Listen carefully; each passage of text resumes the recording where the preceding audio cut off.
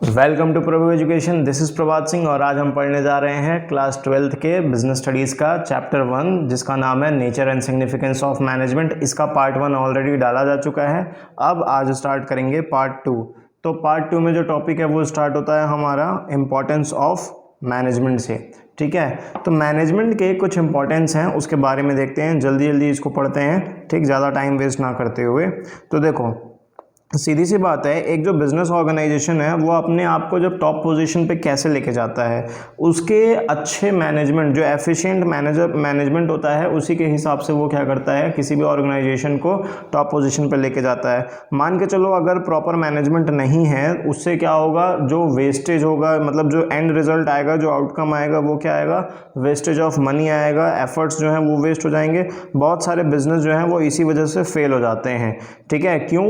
क्योंकि वहाँ पे उनके पास में प्रॉपर एक मैनेजमेंट नहीं होता है। ठीक है, तो लास्ट लाइन लिखा हुआ है, management is a life giving element to every business. हर एक बिजनेस के लिए मैनेजमेंट क्या है, एक लाइफ गिविंग एलिमेंट होता है। ठीक है, इसके बाद अब देखो, अगर मान के चलो कि मैनेजमेंट एब्सेंट है तो क्या होगा, सीधी सी बात है, कोई भी ऑर्गेनाइजेशन जो है वो सक्सेसफुली रन नहीं कर सकती है। और मैनेजमेंट के कुछ इंपॉर्टेंस दिए हुए हैं, इसको देखते हैं। तो सबसे पहला इंपॉर्टेंस तुम्हारा यहाँ पे दिया हुआ है, management helps in achieving group गोल। भाई सीधी सी बात है, मैनेजमेंट का मतलब ही यही होता है कि वो क्या है, बहुत सारे इंडिविजुअल्स एक साथ मिलकर काम करते हैं, हम उसको क्या बोलते हैं, मैनेजमेंट बोलते हैं। अच्छा ठीक है, तो क्या लिखा हुआ है, tries to integrate the objective of individual along with the organisational goals. ठीक है, management directs the efforts of all individual, सारे के सारे एक एक इंडिविजुअल मैनेजर के एफर्ट को मिला के एक कॉमन डायरेक्शन में लेके जाता है। कौन लेके जाता है? मैनेजर लेके जाता है। तो एक एक इंडिविजुअल के थॉट प्रोसेस और गोल को एक कॉमन डायरेक्शन में लेके जाता है, जिससे कि ऑर्गेनाइजेशन का जो गोल है वो बहुत ज़्यादा ईजिली अचीव किया जा सकता है। ठीक है, तो ये हुआ इसका फर्स्ट वाला। अब आते हैं हम अपने सेकंड वाले में, जिसका नाम है मैनेजमेंट इंक्रीजेस द एफिशिएंसी। भाई सीधी सी बात है, मैनेजमेंट क्या करता है, किसी भी ऑर्गेनाइजेशन के एफिशिएंसी को जो है वो बढ़ा देता है। अब एफिशिएंसी का मतलब क्या होता है, कमेंट में बताओ, सोचो क्या होता है मैनेजमेंट के एफिशिएंसी का मतलब। ठीक है, चलो अच्छा देखो, फिलहाल तो मैनेजमेंट जो है वो रिड्यूस करता है कॉस्ट को। मैनेजमेंट क्या करता है, रिड्यूस करता है कॉस्ट को, जिससे कि प्रोडक्टिविटी बढ़ सके, जिससे कि क्या बढ़ सके, प्रोडक्टिविटी बढ़ सके।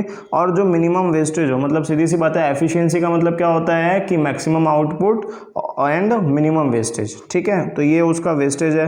तो रिसोर्सेज का वेस्ट जो है वो नहीं होना चाहिए। मैनेजमेंट जो है वो एफिशिएंसी और इफेक्टिवनेस के थ्रू काम करने में हेल्प करता है, मेन फंक्शंस के थ्रू। फंक्शंस ऑलरेडी मैं एक बार बताया था, क्या क्या है, planning, organising, staffing, directing, controlling. ठीक है, तो ये हुआ।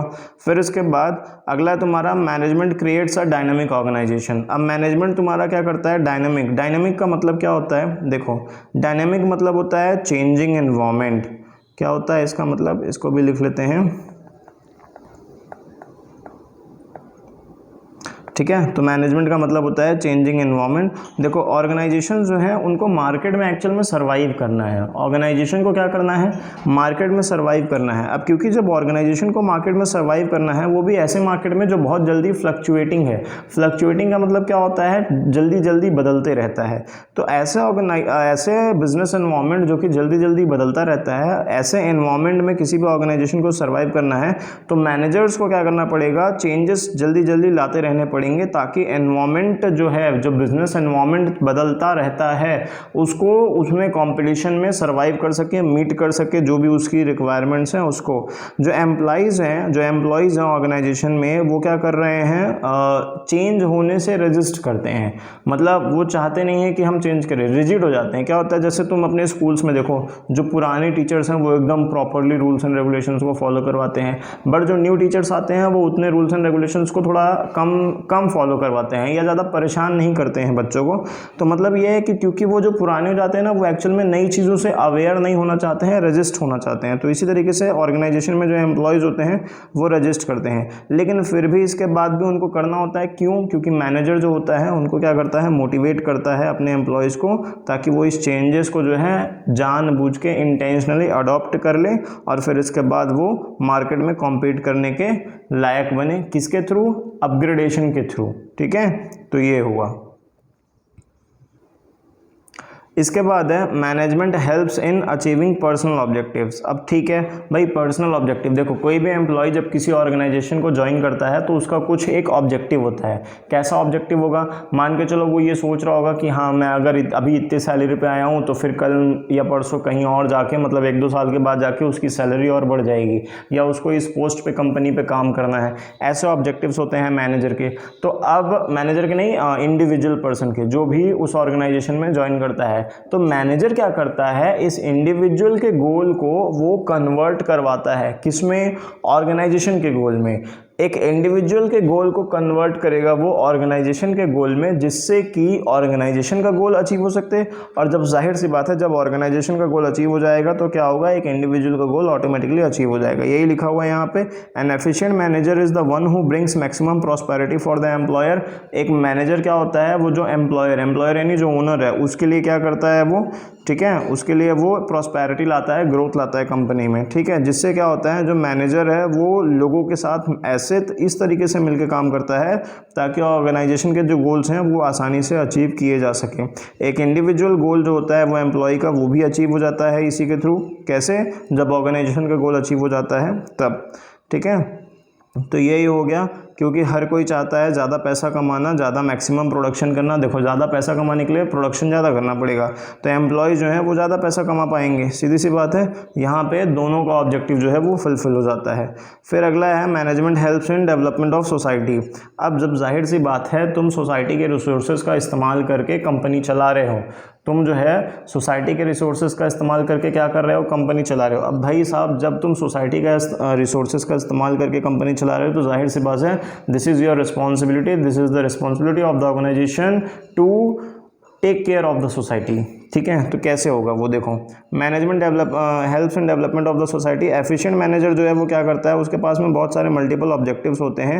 वो कुछ ऑब्जेक्टिव्स ऐसे होते हैं जो कि अलग अलग ग्रुप ऑफ पीपल के लिए होता है। जैसे मान के लिए एम्प्लॉयज़ के लिए अलग होगा, जो कस्टमर्स हैं उनके लिए अलग होगा, जो सप्लायर्स हैं उनके लिए अलग होगा, ठीक है। जैसे मान के चलो कस्टमर्स के लिए क्या होगा, उनको जो है अच्छी क्वालिटी का प्रोडक्ट्स दे, कॉम्पिटिटिव सैलरी दे, किसको? जो उसके एम्प्लॉयज़ हैं उसको। एक एम्प्लॉयमेंट अपॉर्चुनिटी क्रिएट करे, किसके लिए? सोसाइटी के लिए, ताकि नए नए लोगों को जो है वो क्या कर सके, एम्प्लॉयमेंट अपॉर्चुनिटी दे सके, उनको जॉब दे सके। और मैनेजमेंट इसी तरीके से क्या करता है, जीडीपी क्या होता है, ग्रॉस डोमेस्टिक प्रोडक्ट को कंट्रीब्यूट कर सके। अब जीडीपी जो होता है वो किसी भी कंट्री की इकोनॉमी और वेल्थ के बारे में बताती है, ठीक है। ये हुआ, तो ये सारे इसके 5 पॉइंट्स हो गए। तो देख लो एक बार, ये है हमारा पहला, क्या है, क्रिएट्स डायनामिक ऑर्गेनाइजेशन। ये है second, helps in achieving personal objective. इसके बाद ये है हमारा third, helps in development of society. ये हमारा fourth, helps in achieving group goal. और ये है हमारा एफिशिएंसी फिफ्थ, इम्प्रूव करता है एफिशिएंसी को, ठीक है। तो अगर तुम लोग चाहो तो इसका स्क्रीनशॉट भी ले सकते हो, पहले वाले का भी ले लो, ठीक, फिर इसके बाद सेकंड वाले का भी ले लो, ठीक है।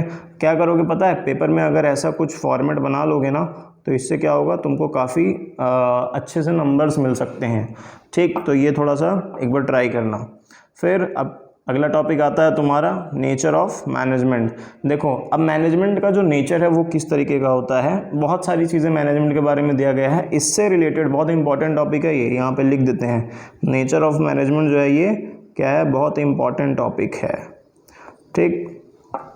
क्यों इंपॉर्टेंट है, इसका एक रीज़न है, इससे बहुत सारे केस बेस्ड क्वेश्चंस आते हैं। तो एक्चुअल में जो तुम्हारे एग्जाम्स हैं उसमें तुमको CBQ क्वेश्चंस पूछेगा, केस बेस्ड क्वेश्चंस। तुम्हारा पूरा पेपर अप्रॉक्स इसी तरीके के पेपर पैटर्न पे आएगा, चाहे वो MCQ हो, चाहे वो बड़े आंसर्स हो 3 नंबर और 5 नंबर वाले, सब इसी के हिसाब से आएंगे, ठीक है। क्या है कि जो ऑथर्स हैं ना, मैनेजमेंट के नेचर स्टार्ट करते हैं। देखो जो ऑथर्स हैं उन्होंने क्या बोला कि मैनेजमेंट को उन्होंने आर्ट भी कंसिडर किया। देखो लिखा हुआ है, management as an art, management as an science, management as an profession. मतलब उनको इन्होंने तीनों बोल दिया कि भाई मैनेजमेंट जो है वो तीनों है, मैनेजमेंट आर्ट भी है, मैनेजमेंट साइंस भी है, मैनेजमेंट प्रोफेशन भी है। अब तुम्हारे लिए ये एक क्वेश्चन है कि सर कैसे मैनेजमेंट आर्ट है, मैनेजमेंट साइंस है और मैनेजमेंट प्रोफेशन है। तुमको थोड़ा सा कन्फ्यूजन लगेगा कि सर मैनेजमेंट तो MBA वाले करते हैं यूजुअली, फिर इसके बाद ये आर्टिस्ट यानी आर्ट वाले कैसे हो गए, साइंस जो इंजीनियरिंग और डॉक्टरी वगैरह मेडिकल वगैरह पढ़ते हैं उसके हिसाब से कैसे हो गया, प्रोफेशन कैसे हो गया। ये प्रोफेशन यानी जो डॉक्टर हो गया वो उसका प्रोफेशन है, लॉयर हो गया वो उसका प्रोफेशन है।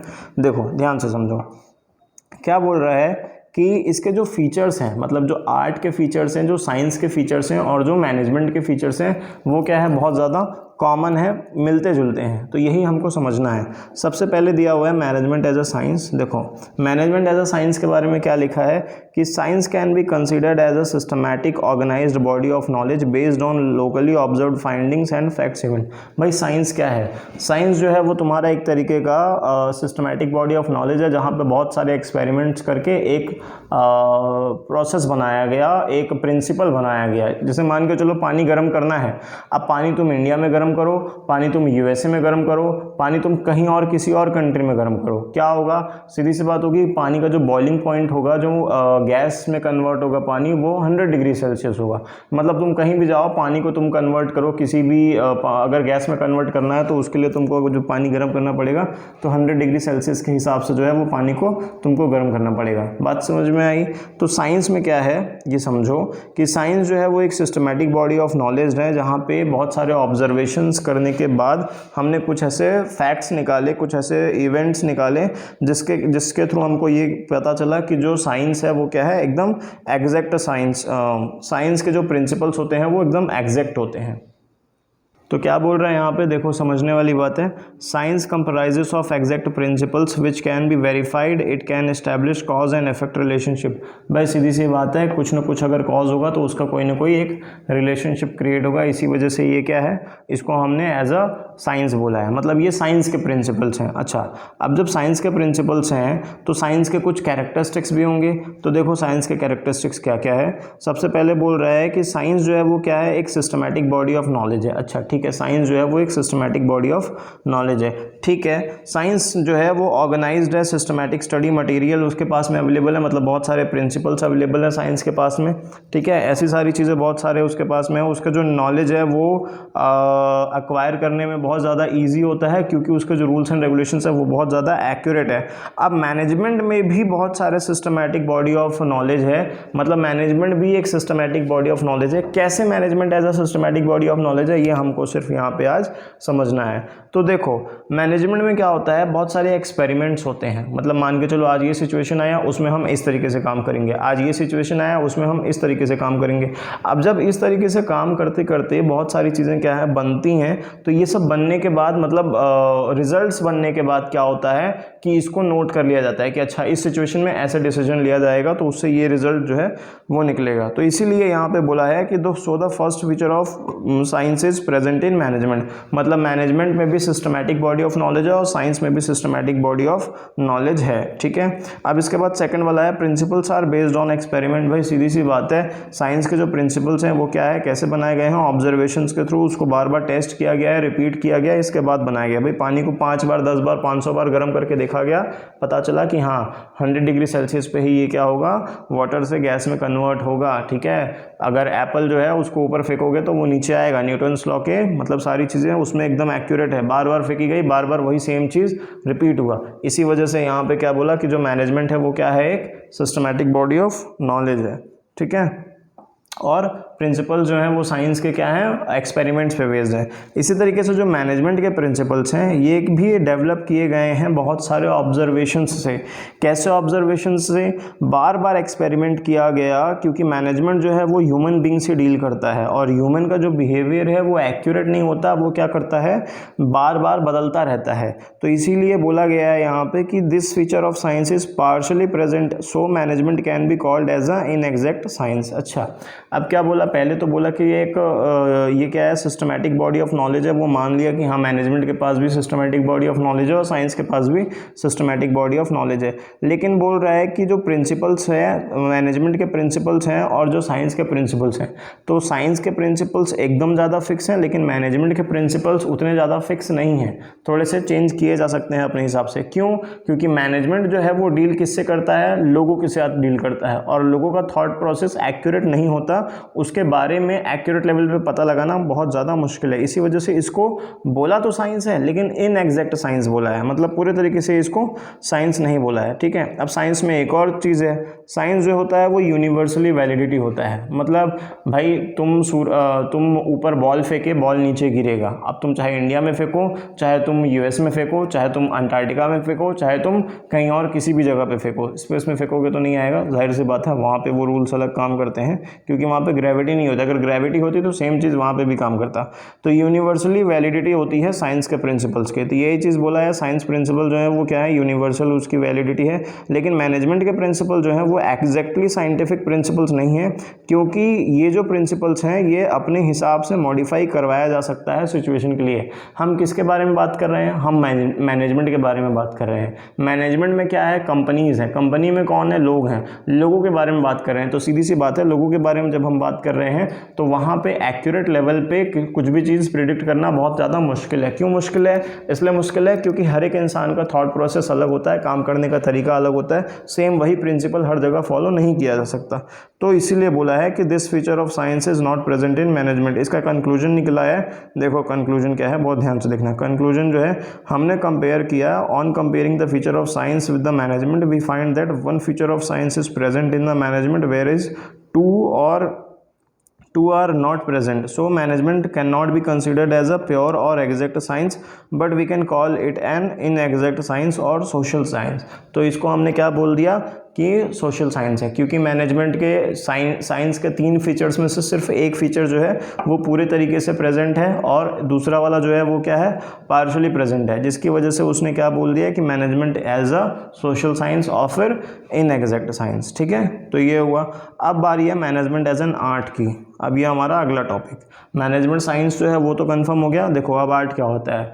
आर्ट जो है वो एक तरीके का क्या है, आर्ट में भी सिस्टमैटिक बॉडी ऑफ नॉलेज होता है, उसमें भी हमको स्किल्स की ज़रूरत पड़ती है, हमको क्रिएटिविटी की ज़रूरत पड़ती है और प्रैक्टिस चाहिए होती है परफेक्शन के लिए। मान के चलो कोई केशियो प्लेयर है, तो केशियो क्या वो एक ही दिन में बजा के सीख लेगा क्या, नहीं, उसके लिए उसको टाइम लगेगा, प्रैक्टिस की ज़रूरत लगेगी, बहुत सारी चीज़ें उसको करनी पड़ेगी, ठीक है। अब जब जाहिर सी बात है वो बार बार उसी चीज़ को करेगा तो उसको बहुत ज़्यादा एक्सपर्ट हो जाएगा उसमें। तो मैनेजमेंट एज एन आर्ट के बारे में देखते हैं, इसके कुछ फीचर्स देखते हैं। सबसे पहले systematic body of knowledge, existence of theoretical knowledge. भाई सीधी सी बात है, मैनेजमेंट के पास भी क्या है, सिस्टमैटिक बॉडी ऑफ नॉलेज है, ठीक है। ये तो हमने साइंस में भी प्रूव कर दिया कि in every art there is. अच्छा पहले आर्ट का कंपेयर कर रहा है। देखो आर्ट में क्या है, सिस्टमैटिक और ऑर्गेनाइज स्टडी मटेरियल अवेलेबल होता है, ठीक है। वहाँ पे भी एक पूरी की पूरी थ्योरेटिकल नॉलेज होती है आर्ट की। जैसे मान के चलो बहुत सारी बुक्स बनी गई है, जो रागाज है, सारेगामापा वगैरह, तो उन सब पे बहुत ज़्यादा, म्यूजिक पे बहुत सारी बुक्स वगैरह बनी हुई हैं। इसी तरीके से मैनेजमेंट में भी बहुत सारे प्रिंसिपल्स के बुक्स बने हुए हैं, बहुत सारे जो ऑथर्स हैं, बहुत सारे जो राइटर्स हैं, बहुत सारे जो मैनेजर्स हैं जो अच्छे लेवल पे काम किए हैं, उन्होंने अपनी बहुत सारी थ्योरीज दी है। तो मतलब ये है कि यहाँ पे भी मैनेजमेंट में भी क्या है, सिस्टमैटिक बॉडी ऑफ नॉलेज है, उससे हम मैनेजरियल स्टडीज़ कहते हैं, ठीक। और जब हम चाहें तो हम उसको, उस नॉलेज को ग्रैब कर सकते हैं। तो ये बोल दिया कि so this feature of art is present in management also. मतलब management as a systematic body of knowledge, art as a systematic body of knowledge, दोनों क्या है, सेम है। अब अगला वाला आता है पर्सनलाइज्ड एप्लीकेशंस। देखो सीधी सी बात है, चाहे कोई भी आर्ट फॉर्म हो वहाँ पे थ्योरेटिकल नॉलेज तो अवेलेबल रहेगा ही, लेकिन वो इनफ नहीं होता है, क्योंकि हर एक नॉलेज का अपना एक प्रेजेंटेशन का वे होता है। मतलब ये है कि हर एक आर्टिस्ट सीखता वो सेम चीज़ें, सेम राग सीखता है, लेकिन उसको प्रेजेंट करने का जो तरीका होता है वो उस आर्टिस्ट का इंडिविजुअल लेवल पे अलग होता है। तो यही चीज़ यहाँ पे सीधा सीधा बोला है। मैनेजर्स क्या है, मैनेजमेंट के बारे में देखो, in management also all managers learn the same management theories and principles, but their efficiency depends on how well they use this principles under different situations by applying the personal skills and creativity, ठीक है। तो personal skills और creativity को ये कैसे apply करते हैं, मतलब देखो जैसे मान के चलो तुम MBA करने गए किसी यूनिवर्सिटी से, वहाँ से 100 लोग MBA कर रहे थे। अब 100 के 100 जो हैं वो अलग अलग जगह से आए हैं, अलग अलग माइंडसेट के साथ आए हैं, अलग अलग कैपेबिलिटीज़ के साथ आए हैं। वो कैसे अपने जो चीज़ें वहाँ कॉलेज में सीख रहे हैं वो चीज़ों को वो कैसे यूटिलाइज करते हैं, ये डिपेंड करता है उस पर्सनल एक इंडिविजुअल पे, ठीक है। तो आर्टिस्ट में भी ऐसा ही है और मैनेजमेंट में भी ऐसा ही है। अब जैसे आर्टिस्ट हैं, जैसे कोई गाना सीखने गया, म्यूजिक सीखने गया, 10 लोग गए म्यूजिक सीखने के लिए, जो सिखाने वाला टीचर था वो सेम था, लेकिन 10 में से 2 लोगों ने बहुत ज़्यादा अच्छा सीख लिया, कुछ ने थोड़ा कम अच्छा सीखा, कुछ ने तो कुछ भी नहीं सीख पाए, ठीक है। तो ये डिपेंड करता है कि वो एक एक इंडिविजुअल की कैपेबिलिटी के हिसाब से। तो इसलिए बोला है कि this feature of art is also present in the management. ठीक है, तो ये भी जो है मैनेजमेंट में प्रेजेंट है। अब देखो, अब क्या दिया हुआ है हमारा यहाँ पे, based on practice and creativity, एक और यहाँ पे दिया हुआ है। तो जो आर्टिस्ट होते हैं वो क्या करते हैं, रेगुलर प्रैक्टिस करते रहते हैं और वो उसमें बहुत ज़्यादा क्या होते हैं, परफेक्शन बन जाते हैं ना। अगर मान के चलो वो अपनी प्रैक्टिस नहीं करेंगे तो वो जो उनकी परफेक्शन है, जैसे कोई गाना गा रहा है तो गाने वगैरह में उनका परफेक्शन जो है वो पूरे तरीके से क्या होगा, छूट जाएगा। तो जो आर्ट है उसको किस चीज़ की ज़रूरत पड़ती है, रेगुलर प्रैक्टिस की ज़रूरत पड़ती है उसको।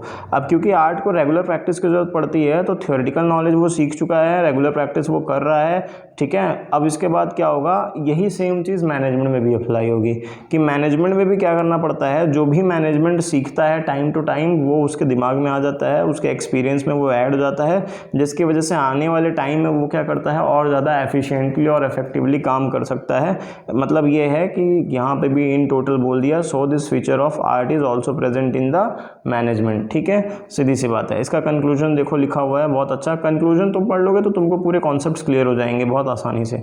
On comparing the features of art with management we find all the features of art are present in management, so we can call management as an art of getting things done through other. पहले दिन की class है, मतलब first video में first line यही बताया है कि what is management, management is art of getting things done through others. ठीक है, तो ये हमारा हो गया मैनेजमेंट इज द आर्ट, इसीलिए मैनेजमेंट को एज अ आर्ट बोला गया है। अब इसके बाद आता है एक, देखो एक कॉमन कॉन्सेप्ट है। ठीक है, बहुत क्या कॉमन कॉन्सेप्ट है कि मैनेजमेंट जो है वो साइंस और आर्ट दोनों है।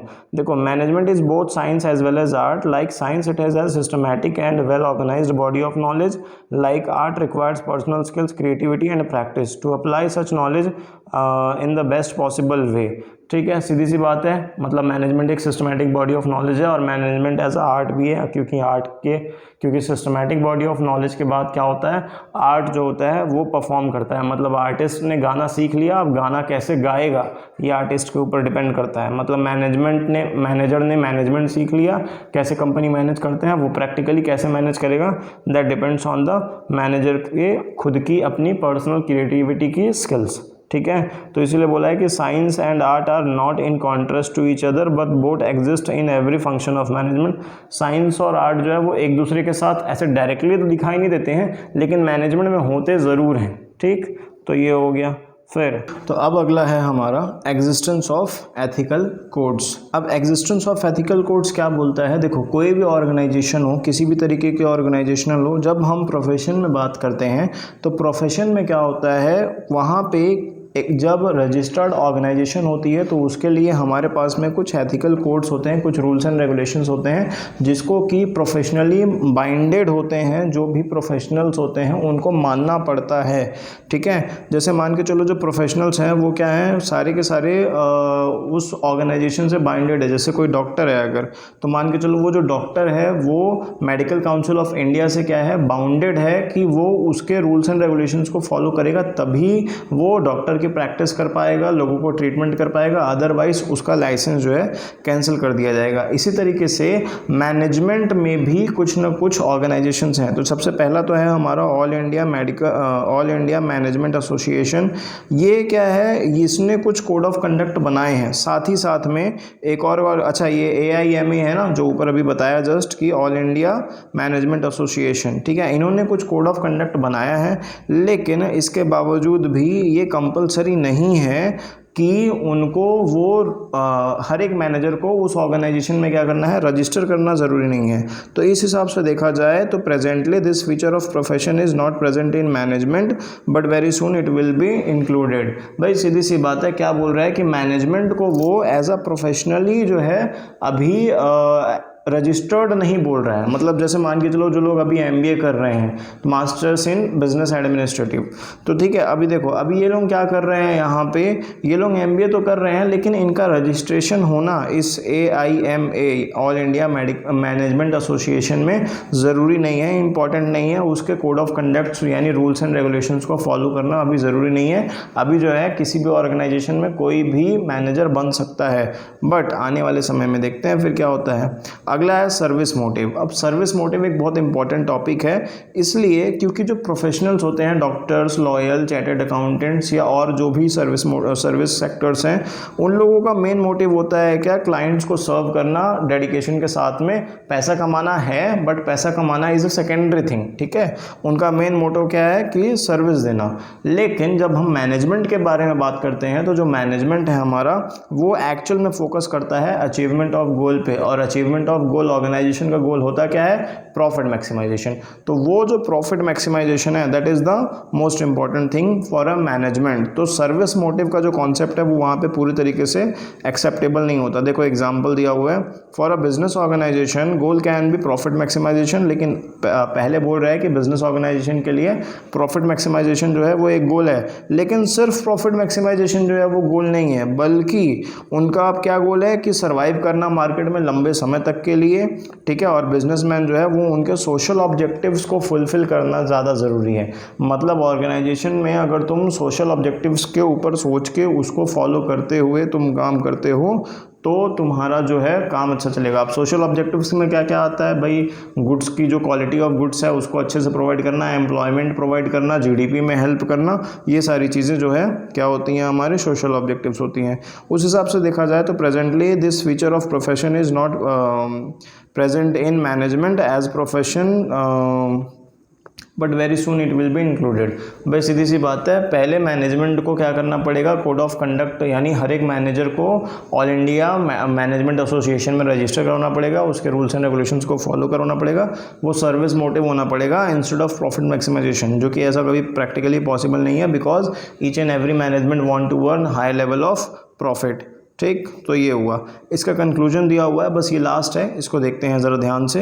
देखो कंक्लूजन में क्या बोला है, जब हम कंपेयर करते हैं इस फीचर को प्रोफेशन के साथ में, तो जो मैनेजमेंट है वो presently all the features of professionals are और not present in the management, but very soon it will be included in next decade. Decade का मतलब क्या होता है बताओ भाई, डिकेड का मतलब क्या होता है?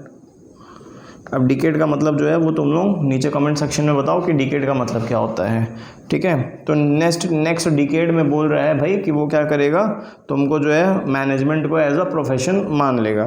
तो मतलब उस हिसाब से देखा जाए तो अभी जो मैनेजमेंट है वो ब्लू वाली लाइन में देखो, we can see that management is on the path of becoming profession. सीधी सी बात है, मैनेजमेंट क्या है, अभी प्रोफेशन बनने के उस प्रोसेस में है, उस वे में है जहाँ पे वो जाके प्रोफेशन बन सकेगा, ठीक है। तो this is for the today's video, this is the second part of chapter 1 nature and significance of management class 12। अब पार्ट 3 चालू करेंगे जो कि है हमारा ये लेवल्स ऑफ मैनेजमेंट से, ठीक है। तो तब तक के लिए तुमसे मिलते हैं हम अगली क्लास में, टाटा।